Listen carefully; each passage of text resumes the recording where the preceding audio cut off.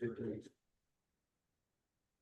morning, everyone. Welcome to Contemporary Issues today, August 11.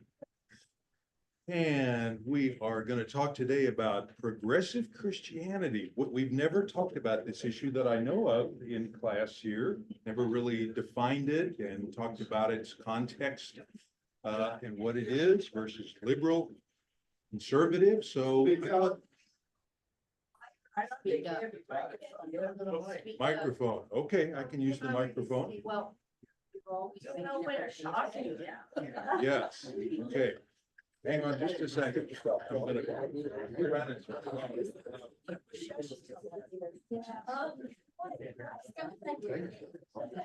While he's doing that, there's a sheet, a sign off sheet. Turn it up. You wanna sign it? Here it is. Okay. A potluck. Testing, 1, 2, 3. There we go. That's better. Thank you for being better. Okay. Yes. Thank you, everyone. Thank you for your patience and welcome to Contemporary Issues class. Today, we're going to talk about what is progressive Christianity. Do we define ourselves at St. Andrew as progressive, or what term would you use? So we thought we'd talk about that today. But before we do, welcome Zoomers to our usual announcements. Please mute yourself in the lower left corner of your screen. Thank you, Joe. You're muted there, and we are recording for future playback. And other announcements. I want to, sure, go ahead. We turn it down a little bit, too loud. Okay, Vicky, can you go around and look at the volume button and turn it down a little bit? I turned off the fan in the back. You all are called high maintenance. Yeah, Vicky, down here, where it says volume, down here. HMP, high maintenance progressives. High maintenance progressives. well, lower your voice until I find it, okay? The right side. I see. USA women won basketball 1, 2, against 3. France. Yeah. Yes. Better, Okay. better. But this morning, they just finished the basketball game. And speaking of the Olympics, yes, Vicky? Is that volume better? 1, 2, 3. It's still a little loud for at least one person. Too loud in the back? So, okay, down a little bit more. There we go. Wait. Kind of like the temperature. It's hard to keep everybody out. Up a little higher, Vicky. 1, 2, 3. 1, 2, 3. The poor folks will be watching this on YouTube later. Will go, what a mess of a class that was. Anyway, we are moving ahead quickly. You're gonna have to find his own lunch today. Speaking of Olympics, we want to take a moment and I want to recognize that Alan and UA just got back from Paris in the Olympics, our class members. And tell us, they have Paris 2024 t-shirts. Alan, tell us what you saw. What events did you go see?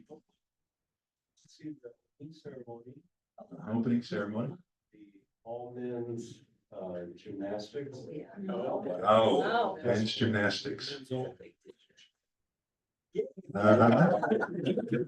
Good. And we went to see one of the first preliminary rounds of men's volleyball.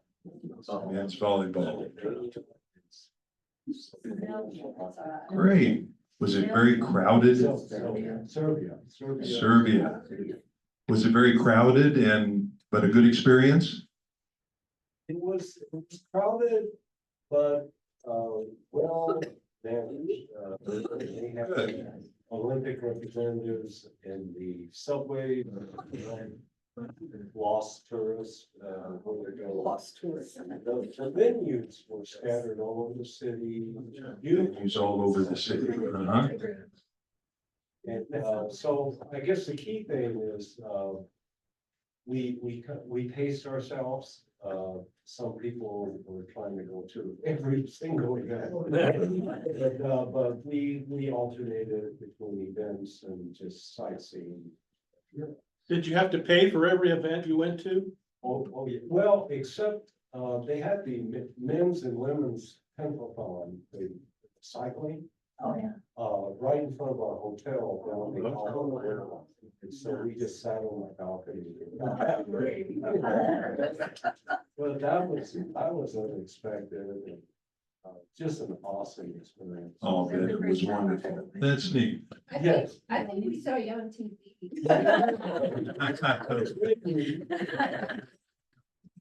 They were sitting next to Mick Jagger and Jimmy Fallon. Talking together, shown several times. You're on the low carb diet. I wouldn't make that.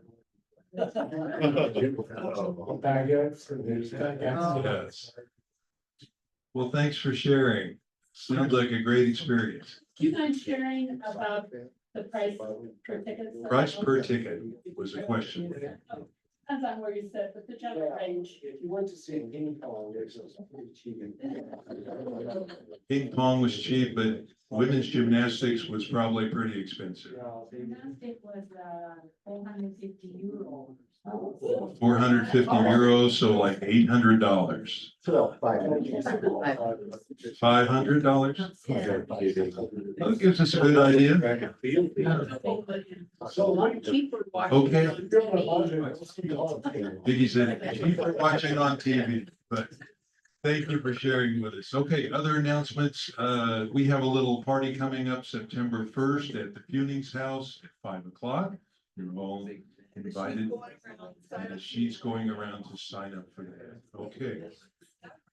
Also, a quick thing, we always enjoy talking about the news for just a moment at the beginning of class. And this week, probably the big news was Monday, the vice presidential nominee, Tim Walz, on the Democratic ticket, and the momentum and energy that they have had so far this week. Any quick comments on that? People like them or did? State grad, go Shadron. Nebraska high school teacher, football coach, connecting with the average people. But of course, his opponents are saying far left politically and not a good fit for America. So we'll see how this all plays out. What's your view? Stay in that. Of course, of course. I wanna go, let's get a mirror here. and talk about- Right. Okay, but it'll be interesting to see if they can keep up that momentum and how it's gonna go through the Democratic convention next week. Trump says he was hacked.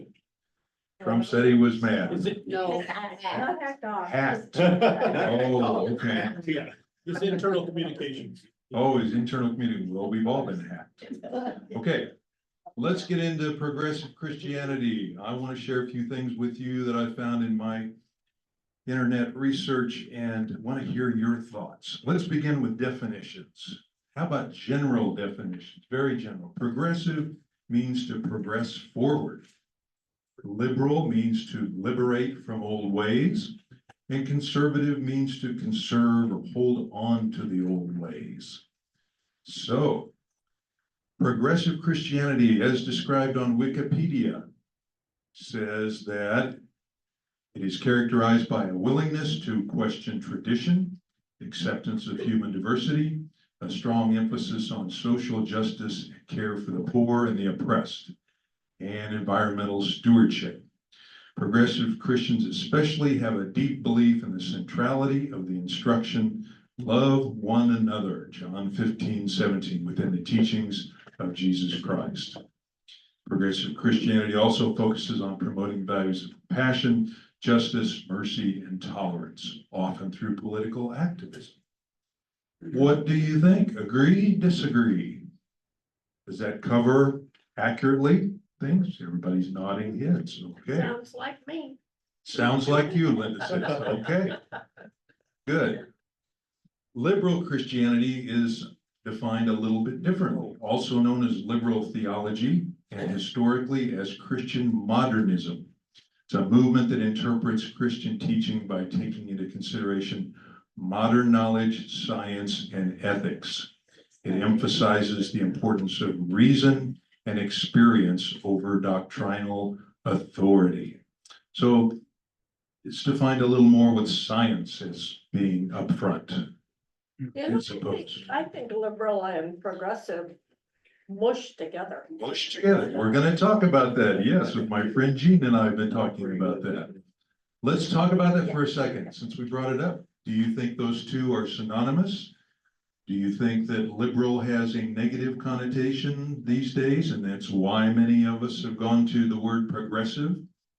That's kind of my interpretation. I think you're right. Mhm. What do you think? Gene, would you want to share your thoughts? What about those of us who are on the spectrum? Yes, Yes, yes. On the blackboard behind me here, I've drawn an extremely simple thing that shows progressives on the left side, moderates in the middle, and conservatives on the right. Very similar, of course, to the political spectrum, political and religious spectrums. But Gene, your thoughts on progressive? You think it's more inclusive and clearer than liberal term? Well, my good wife once told me, she thought it was less political Progressive is less political. to be a progressive conservative. Uh-huh. Okay, very good. that's interesting. It is, yes. I was thinking about liberation theology. Liberation theology, Eric says, that's true too. And comparatively, conservative Christianity, also known as conservative theology, is the traditional Christian view with biblical orthodoxy. It's a group of overlapping theological movements within Christianity that seeks to retain the orthodox and long-standing traditions of Christianity. Yes, Frank. Steve, would you put liberal somewhere with an arrow up on your spectrum there? And also,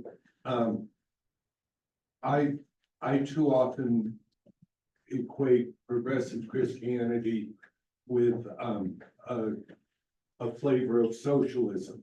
And I don't know if any others feel that also, but I find that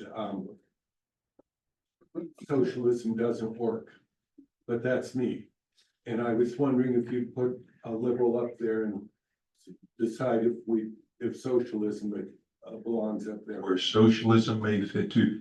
It's interesting, words mean different things to different people. So What is your definition of socialism? Um, Socialism being, the means of production being, owned by the workers. Not by the government, by the workers. Right. Production and distribution being owned by Okay. the so for workers slash government slash, the people. So for Frank, the word progressive also includes some of socialism. Very interesting, I think. Okay. Okay, I want to just mention a few things that are repeated on many places on the internet about why we differ, progressives from conservatives. So we've all heard this before, but it's good to review. Number one, views of the Bible. Progressives see the Bible often as men's thoughts on God, human written men's thoughts primarily. Conservatives see it as God's inspired word, God speaking. So two vastly different views. Number two, how we read the Bible. Conservatives often read it as literal true stories and God's timeless intention on the issues that are discussed. Whereas progressives often read it as symbolic stories and advice on issues based on time and culture that they were written and the opinions of the writers at that time. And third and last, the main focus difference. Progressives see all through the filter of the second commandment, love your neighbor as you love yourself. That's the main priority. Conservatives choose other passages and doctrines, including tradition, heavily to view as their lens, a more complicated lens. Yeah. Would you agree with those? Could you give an example of that last? An example, Catholics, maybe who rely much more on tradition and the doctrines of the Catholic Church as their primary filter through which they look at issues. And many progressives, of course, we say that here, I think, our primary lens is to look at, whether the action is loving, love your neighbor, does it, conform with that? Okay, yes. Well, I also think that tradition is, check your brain at the door. And just, you know, and it's easier that way, I think, you know, I mean, and I understand that because I came up in that way, you know. It was much easier to just listen to what was being preached at me and to take that as truth and not think about it, you know. But, when I was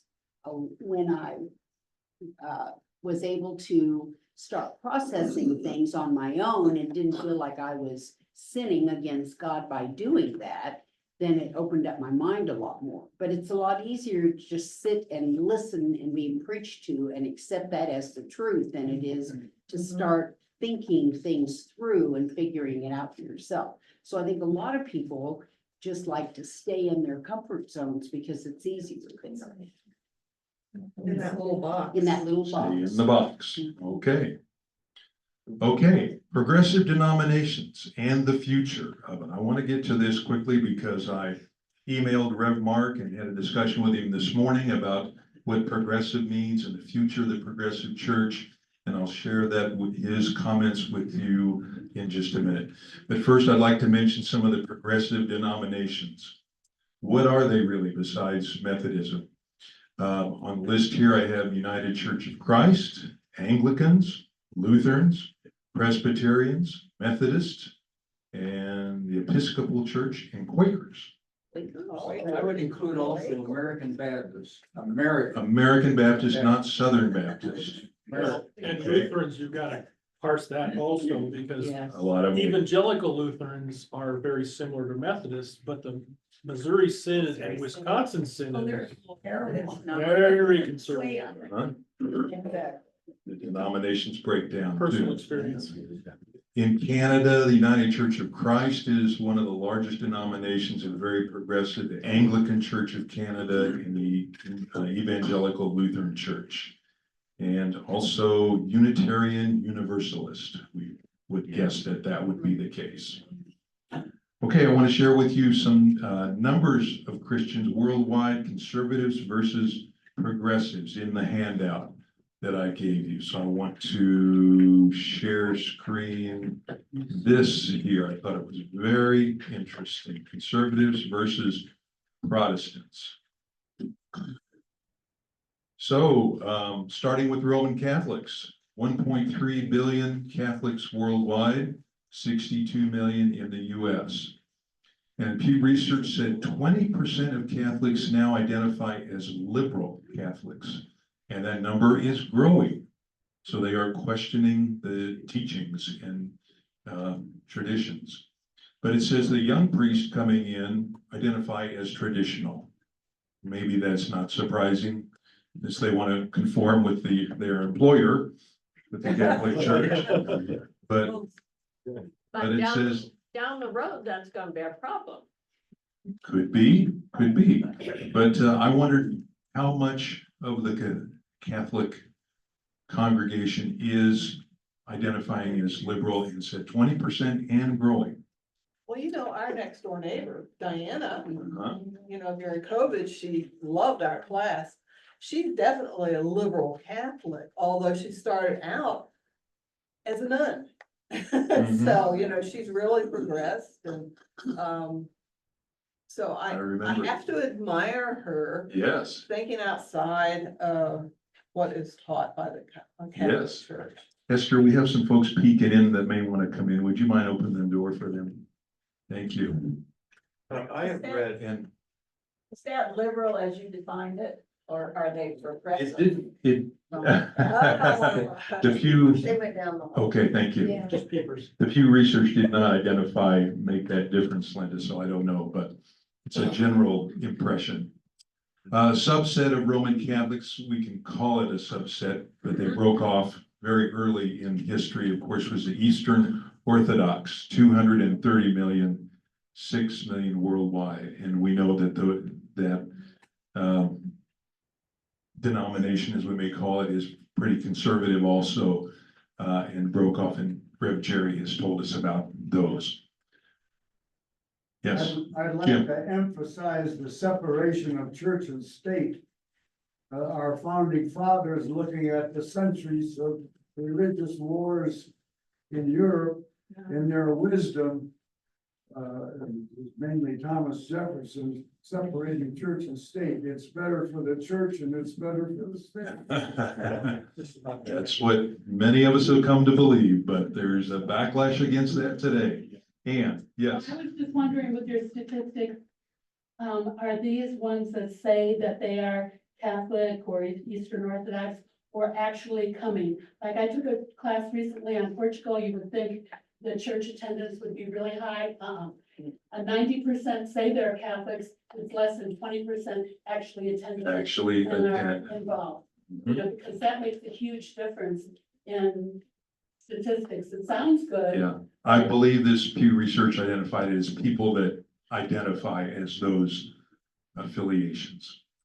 Okay, Protestants, 1 billion worldwide, which is almost as many as the 1.3 million Catholics. But the largest denomination, to use that word, of Protestants today is the non-denominational church. 21 million as of a 2020 study by the U.S. Religious Census, and a source that Rev Mark sent to me too. So he sees this as a trend also. And most of those probably are conservative if we go by the way we have seen them in all their different forms. Underneath that, Assemblies of God, 2.9 million in the US, the fastest growing non-denominational church. I had not heard that before, but that's it. Well, it's not one of the big mainline churches. Oh. That's what we mean by Oh, I see, I see. non-denominational. And some of the other top non-denominationals, individual churches are the Life Church of Oklahoma, 85,000 members. Highlands Church in the south somewhere, 60,000. Lakewood, Texas, Joel Osteen, 45,000. Saddleback Church, California, 30,000. Rick Warren. Rick Warren, thank you, Eric. Yes, Frank. With regards to Church of Latter-day Saints, is where do they come in on the numbers? May I ask if you know? I did not include those on there. They would be down, I believe, below the other main denominations, but I'm not sure. I'm sorry, I didn't pay attention to that, Frank. I might mention too, when we talk about the 30,000 number from Saddleback, the largest Methodist church in America in Kansas City, the Church of the Resurrection, has 25,000 members and 52,000, including online. 52,000 they reach every week. So if it was a non-denominational, it would be Adam Hamilton. It would be up listed with the top churches. So, but those all fall, those non-denominationals and Assemblies of God all fall under the conservative rubric. And so do the Southern Baptist at 16 million.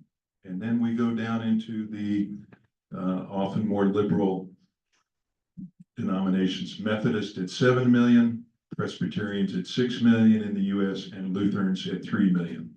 And of course, all of those are losing members.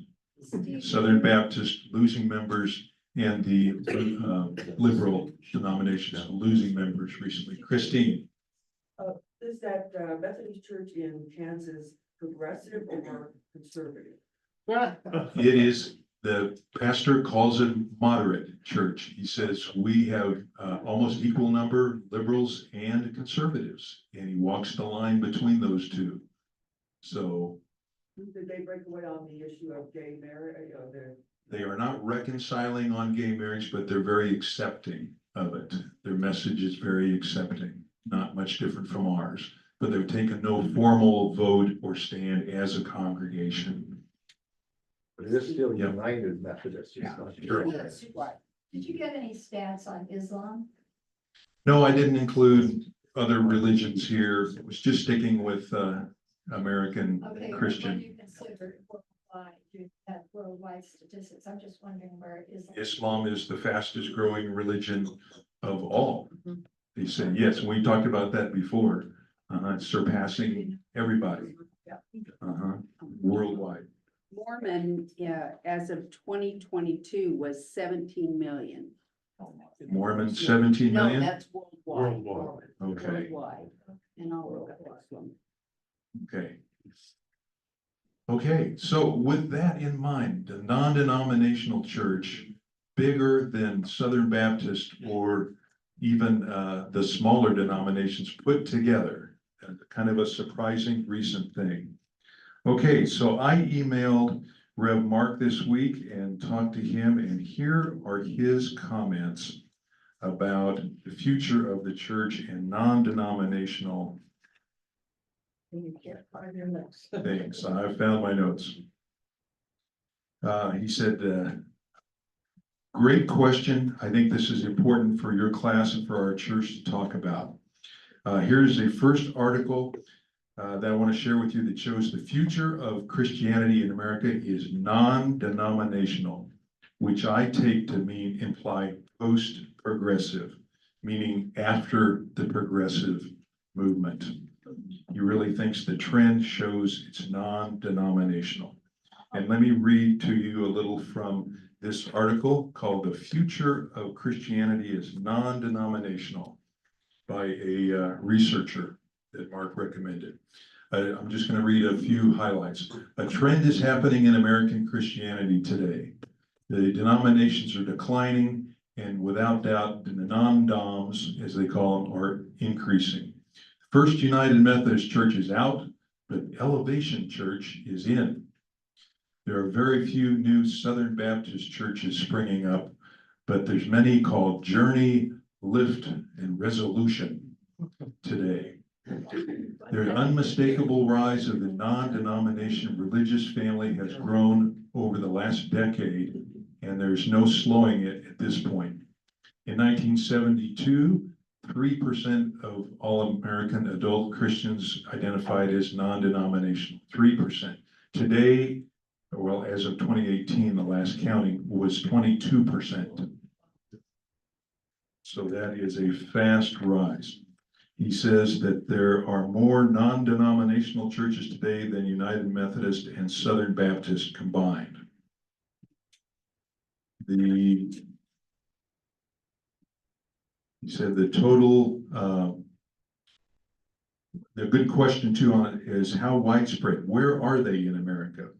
It's not entirely where you would guess. It's pretty solid pockets of it in the Pacific Northwest, especially Seattle and Portland areas, but there are also high concentrations in the Rust Belt through Ohio, Pennsylvania, Indiana, and Michigan. They're in Maryland also. Yes, it says Virginia and the Carolinas is another hotspot. Florida is a whole level above. 20% of all religious adherents in Florida identify with non-denominational churches. What are the factors driving this? One likely culprit is you think it would be age, that young people are drawn to this new trend. It's not entirely true. He says he found that 15% of all religious members of non-denominationals are average age of 30, but 18% more are above 60 years old. So it is drawing young and older. He says, I think the most visible manifestation of how American society is changing is that we used to be a nation of institutions, of unions and religious denominations that were held in high regard. Today, this has been demolished by a feeling of individualism. Social media allows anyone with an internet connection to start a church and have a following of thousands in mere days. Denominations used to dominate the American religion. Now a handful of non-denominational churches are started every weekend in the United States, starting completely from grassroots with an online presence. Does that distinguish between non-denominational that are progressive and non-denominational that are conservative? No, there was nothing, I think it's going both ways. there are both. Yes, I think you're right, Linda. And there was nothing in these reports that broke it out between those two. But I think a general observation would be that a majority of them are conservative. Our daughter and her family go to one called Journey at I-25 and Castle Pines. And it's typical, I think, worship band, young people playing the guitars, similar to our 10:30 service, but even more beyond that. Yes, Gene and then Christine. I was reading recently in East Village in New York City. They have what is referred to as the Earth Church. It's a storefront. A very flamboyant pastor, people say, their choir is called the Non-Shoppers Choir. It's against consumerism. And the ecology theme, non-consumerism, minimalist philosophy and so forth, seems to attract an intergenerational crowd as well as the arts, the arty types in and around New York City. So again, that's another illustration of the example that you're giving, like your daughter's church and so forth. A unique niche, but certainly a popular one as far as intergenerational. Certainly earth. Yes, yes. Oh, I'm sorry, Christine and then Eric. I was wondering, is there any research on where all these pastors are getting their training? I mean, are they going to the seminaries, or are they just making things up and saying, hey, I'm a good speaker, so I'm gonna be a pastor? I've read some of that, Christine, and it varies all over the map. Sometimes there's not much training required at all because they don't answer to a denomination and have standards. So could be anything. Okay, go ahead, Eric. Segue on your comment. My nephew just got married in by a person who was ordained through the Universal Life Church. So I looked it up because some people chuckled. Over 20 million people around the world have already chosen to get ordained online with the Universal Life Church. Over the last few decades, it has become one of the Earth's largest and most active religious organizations. The monastery has only two tenets: do only what is right, and two, all should be free to worship as they see fit. Get ordained online today and join the Universal Life Church. Get ordained today. Good question. Forget that 5 years of sin. Well, yes, Vicky, go ahead. I think society in general is going away from the organized meetings, like any people that belong to Kiwanis, Optimist, Elks. Elks. I used to belong to a federated women's club that was around for 125 years. You know, they can barely get members to join anymore. You know, our women's group here at church, you know, they struggle to get new moms involved and stuff. And I think it's a general way that societies are going. Young you people are know? not joiners today. That's what we talked about in this class. Yes, Mary. Non-traditional churches perform baptisms, do you know? I think so. Yeah, that's on this website. Weddings, baptisms, and funerals. Many follow the traditional denomination services. Yes. Yes, Ron, go ahead. One drawback to the unaffiliated churches, it's much easier for a self-anointed cult leader to arise Yeah. from an independent, non-affiliated organization. Just a fact. Yeah. And raise money under that. There's space under that. So I had been naive, I think, in assuming that the future was very bright for progressive churches like St. Andrew, because young people are progressive and inclusive, and so I thought as they age, they would naturally be drawn to congregations like ours. So I asked Mark that, and he said in his email back to me, United Methodism's future doesn't look bright according to the trends of today. Given that most progressive churches are mainline or affiliated with some denomination, I think the progressive label isn't necessarily as helpful as it once was. In fact, I find myself using it less and less. I think we need new language to describe a non-evangelical theological orientation that we live and practice at St. Andrew. What would you suggest? What word? He didn't suggest yet, Okay. but I talked to him briefly this morning and he said that we should talk about this more. You glad we're talking about it this morning? And he said he thinks that the draw of the non-denominational churches are that it's something new. And young people don't look at it as being tied to an old tradition and old service styles. And so that's part of the appeal. Yes, Gene. Well, the Presbyterians here in our presbytery, here in the Denver area, some might say they're co-opting, but they're going to gyms, they're operating a yoga, yoga places down in and Lodo, hiking clubs, group skiing, going where the action is, where people are, and becoming a part of that fellowship where people naturally congregate and where many people spend their Sundays oftentimes. So that's what the Presbyterians appear to be doing as far as reaching out and trying to take church out there. Yes. Out there where people are naturally congregating, where fellowships are. We've talked about Yeah, that too, right. of course. Yes. I think Steve was first and then you. Jane. Jane, yes, thank you. Steve Horse, you had your hand up first. Okay, Jane.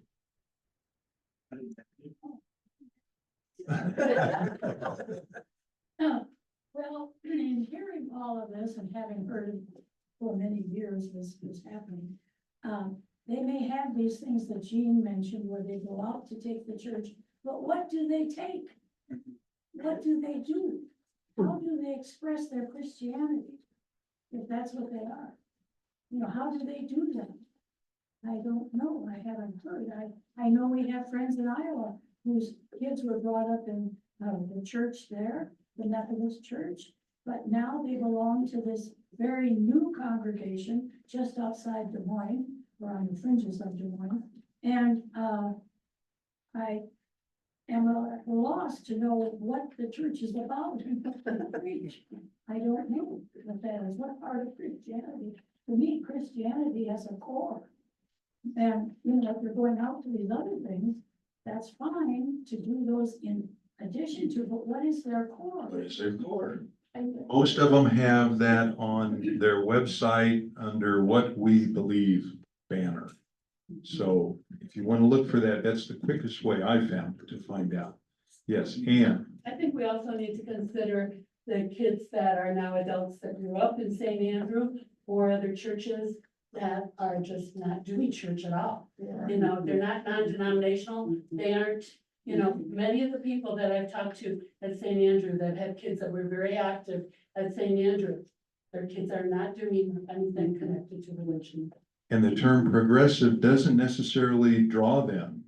They're not connecting with that term. I'm progressive. They don't necessarily care if they're liberal or it's more something else. Yes.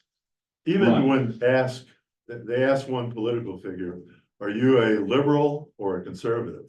And the person, I think wisely answered back, depends on what issue. So we have to be careful that we don't lump everyone into a collective set. But I would be curious of the non-denominational churches. I just wonder their political affiliation of the people that go there. You know what I'm saying? Yes. I'm very curious. Are they, when they vote, are they voting in the middle? I would be very curious. I don't know. We don't have the answer maybe, but I'd be real curious about that. Are a lot of them independents, like Yes, in independent. Colorado, we have the highest number are independents, much more than Republicans or Democrats. Vicky. I helped my daughter teach Bible school at her church at Journey.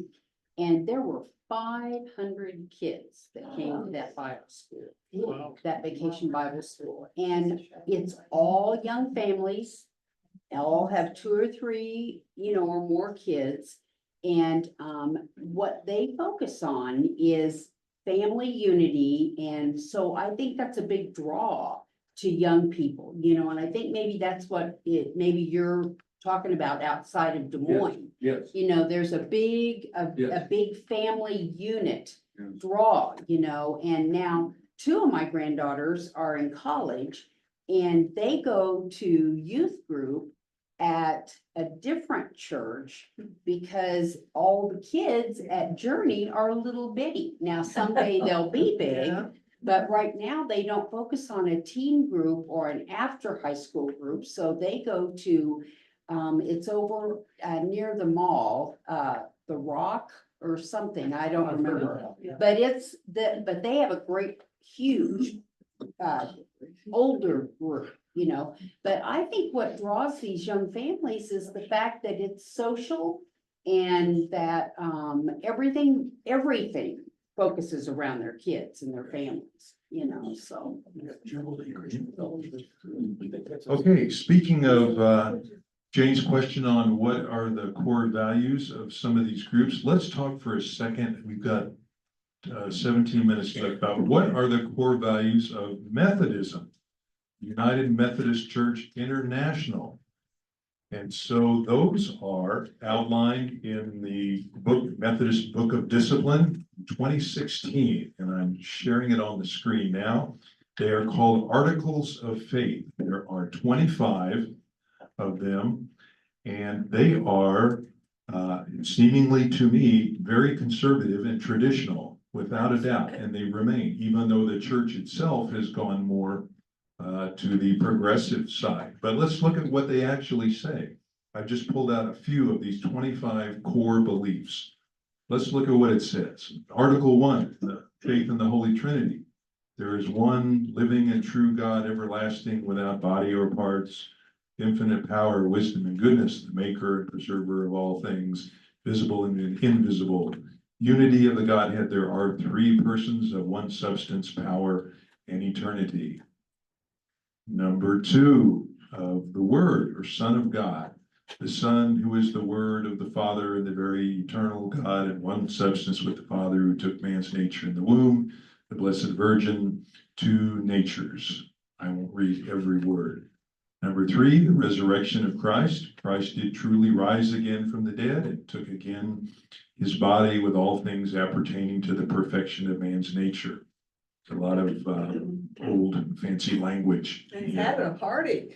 And he's having a party, and a wedding party, and you're all invited. The Holy Ghost, number 4, proceeds from the Father and Son, is of one substance, majesty and glory. Article 5, sufficiency of the Holy Scriptures. It containeth all things necessary to salvation, and so that whatsoever is not read therein, nor may be proved thereby, is not required of any man. Number 7, the Old Testament. Old Testament is not contrary to the New, for both the old and the new everlasting life is offered to mankind. Original sin standeth, not in the following of Adam, but in the corruption of the nature of every man. So we do believe in original sin. Purgatory, we do not believe in purgatory. Purgatory, as well as images of relics, and the invocation of saints is a fond thing, but vainly invented and grounded upon no warrant of Scripture. Amen. And sacraments, we have 2 sacraments, baptism and the supper of the Lord. I'm going quickly through these, just summarizing. The Lord's Supper is not only a sign of the love that Christ ought to have among the Christians ought to have among ourselves, but rather is a sacrament of our redemption. But transubstantiation, which is, as the Catholics believe, the real change of the bread and the wine into God's body, taken into ourselves. The Methodists believe this is repugnant to the plain words of Scripture and overthroweth the nature of a sacrament. So we do not believe in the transubstantiation. Yes, so I'll stop there. Well, if I had to sign up for this, I wouldn't join. No. No. I think it's outdated for the Methodist Church, Linda? Yeah. Okay, it doesn't reflect what maybe the majority of people believe today? Coming out with a new book of but they just voted on I it. don't know. I don't know, but I know this is still standing because I asked Rev Amy this morning. She said, yes, this is still the way it is and it's very hard to change. After the separation, Even after the separation, yes. That's it what she needs said. a major rehaul. Okay. Well, maybe our Okay. class could do that. What part do you really object to the most? What? What part do you object to the most? Oh, the first parts. The whole thing. The whole thing, Of she being said. rigid about things that you need to believe. Could it be that you're not in Mexico? Well, other thoughts? Does anybody think this is a good thing that it stays rooted in traditional thoughts? Yes, Gene. I think, we have from my point of view anyway, a wonderful pastor who takes the traditional and interprets it in ways that contemporary man and woman can comprehend and relate to it. I think one of the fascinations for the Catholics, the young priests coming back, go back to Latin, because that represents a constant over the centuries. And I think there is something to be said about having a constant that stays with you. You then interpret in a variety of vigorous ways, and everything that's available to you as far as the repertoire of interpretation. But there is something about a constant staying with you that gives an anchor. And, it's not just pop culture, but it's something also related to something that's been going on for centuries. We've heard Pastor Jerry say that on occasion. That which has been going on for centuries. Yes. Beware if you throw the baby out with the bath. Yeah. Well, it's part of the quadrilateral, Gene. Tradition is part of the quadrilateral. Yeah, we've had that discussion before. If there are no core beliefs among us, then how do we join? How do we identify ourselves if we are all over the map?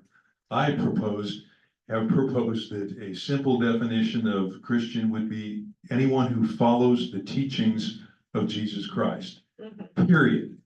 Yeah. Above that, you can start to say, I believe or disbelieve in the virgin birth or any other doctrines, but maybe we could all call each other Christians as long as we believe in the centrality of his teachings.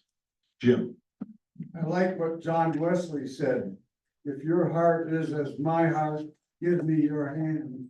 Oh, I love it. Very good. Wow. Yes, we can agree to disagree. Yeah. But could we ever then have any core beliefs that we all agree on? And that's where the Catholics say they find their strength, is they believe in core things. Yes, Christine. Because, that's a short statement of belief, but in my daughter's church in Colorado Springs, it is totally non-denominational. They also say the Apostles' Creed. So it's, and they have different beliefs that I believe in, but yet they still have that, they say that, they keep the Apostles' Creed.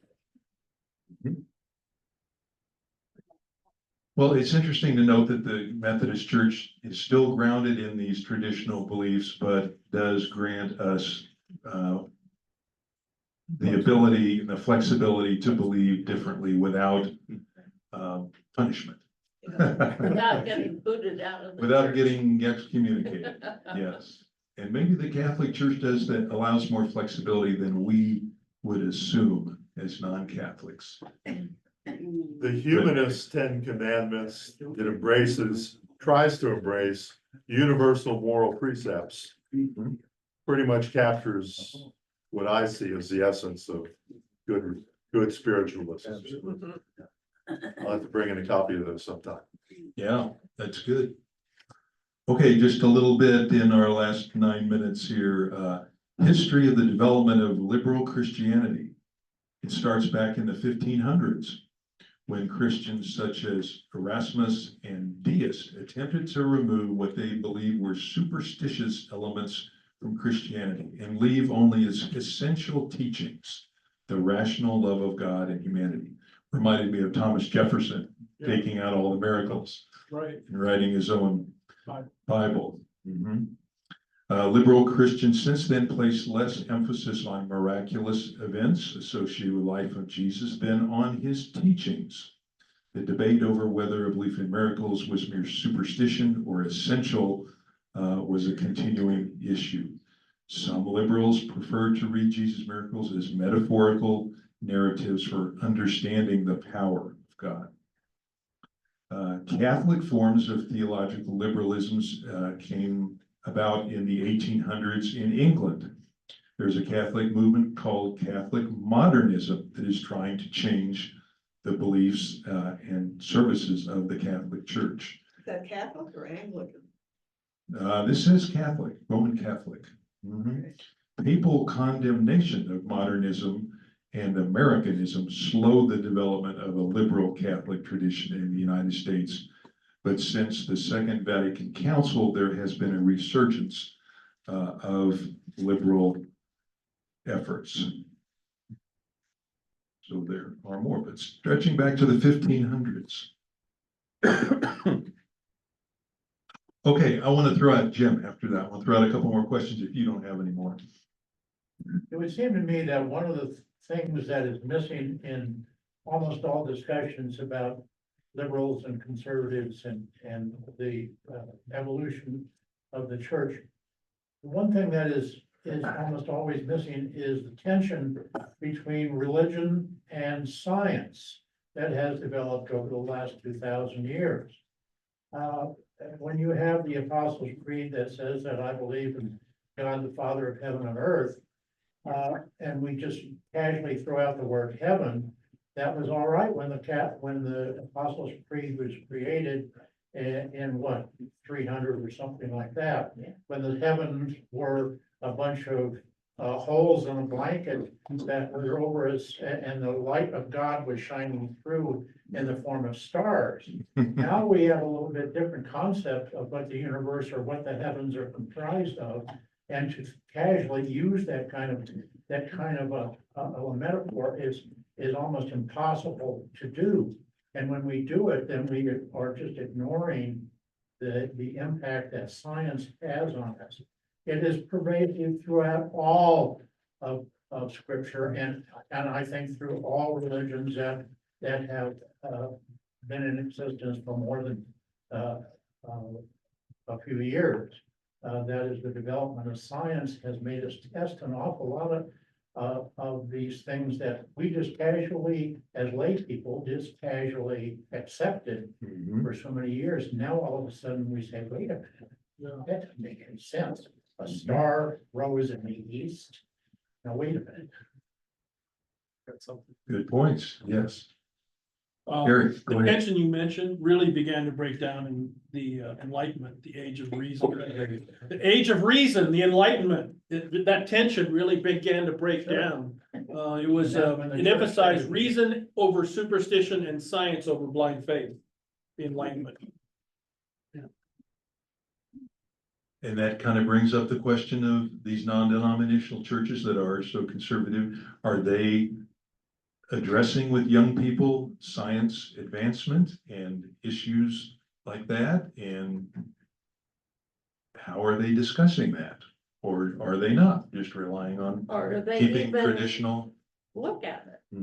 Well, it would seem to me that if they do not in some way address it, that they are creating a problem for themselves at some time in the future, when their children all of a sudden say, Yeah. that doesn't make sense at That's all. right. That's not what I learned in science class. Or when they become a nuclear physicist, or they become an astronaut or something like that. Yes, Figure it out. yes. Gene, But then you have Joel Osteen. I'm gonna give you a question, Joel Osteen. I see him. Just as therapists in Silicon Valley are focusing on the uncertainties of economic realities and job displacement, and you're obsolete tomorrow if you don't make changes today and that sort of thing. Prosperity and meaning and being successful in life seems to be the prevailing message that attracts people who are wanting some direction in their life as to how to make sense with what's going on around them. And so if you have a path and you're eloquent and you can be convincing, you'll draw a crowd.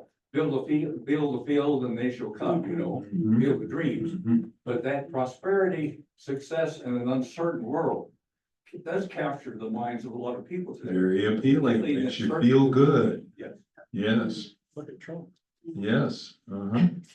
You know, I think that with my daughter and her husband, as much as I've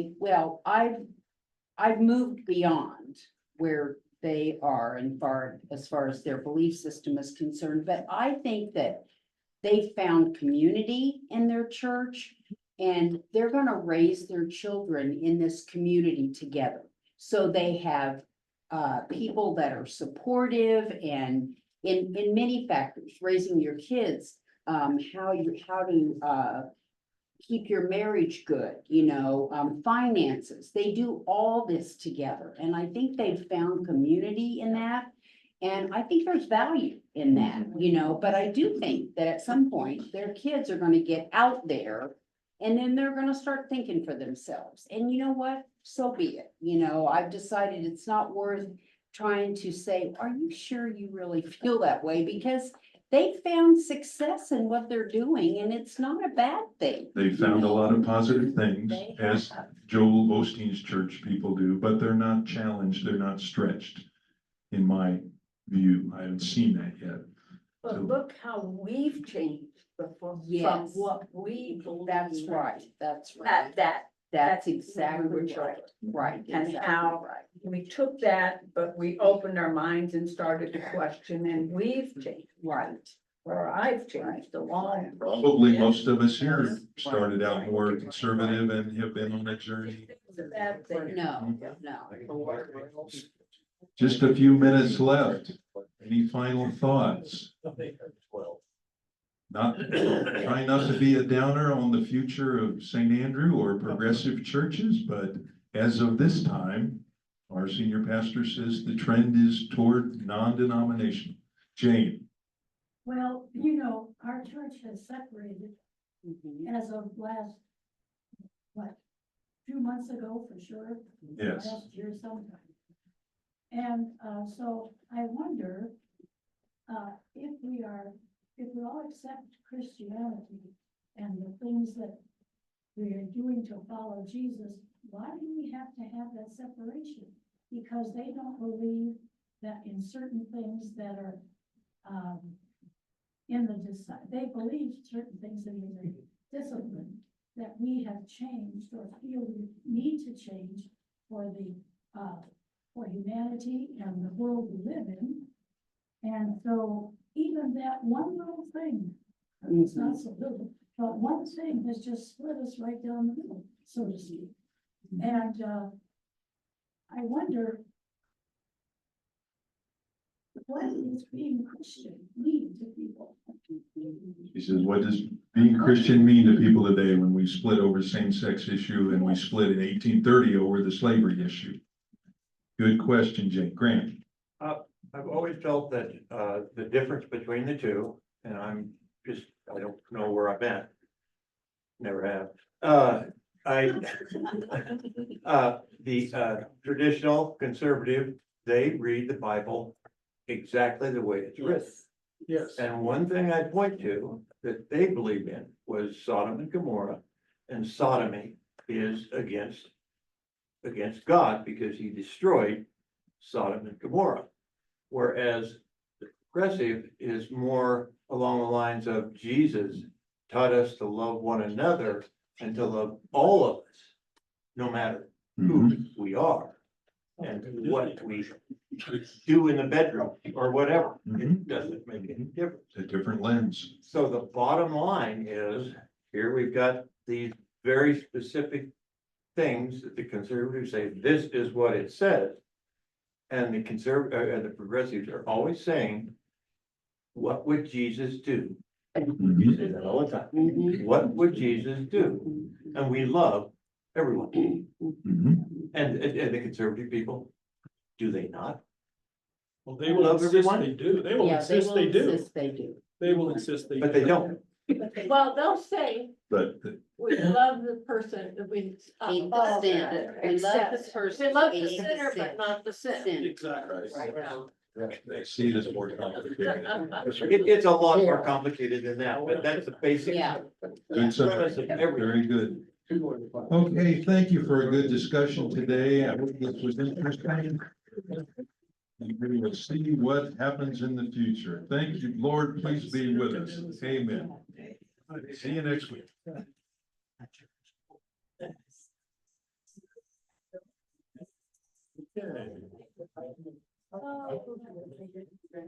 think that's a pretty good summation. Yeah. I think so. Calling themselves.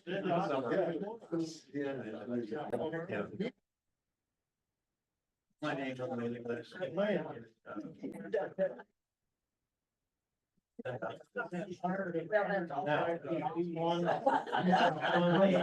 It is sponsored. Yeah.